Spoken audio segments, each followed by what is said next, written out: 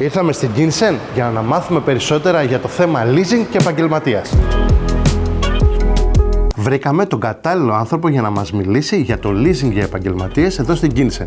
Εύη, Νέση, καλησπέρα. Γιάννη, καλώς ήρθες. Θέλω να μπω στο ψητό κατευθείαν και σε ρωτάω, τι φορολογικά ωφέλη έχει μια επιχείρηση από το leasing?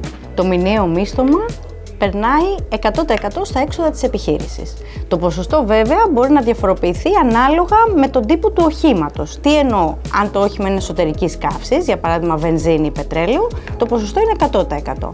Αν είναι plug-in hybrid, 130% και αν είναι ηλεκτρικό, 150%. Τι ισχύει για τους ελεύθερους επαγγελματίες? Ό,τι ακριβώς ισχύει για οποιαδήποτε νομικής μορφής επιχείρηση. Κάτι που ρωτάνε πολλοί. Τι γίνεται σε περίπτωση ατυχήματος? Έχει ευθύνη ο οδηγός?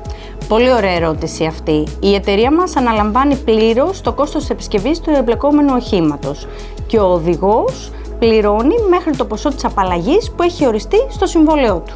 Με το χέρι στην καρδιά, πες μας, γιατί κάποιος επαγγελματίας να έρθει στην Kinsen? Αναμφισβήτητα η προσωποποιημένη εξυπηρέτηση που παρέχουμε.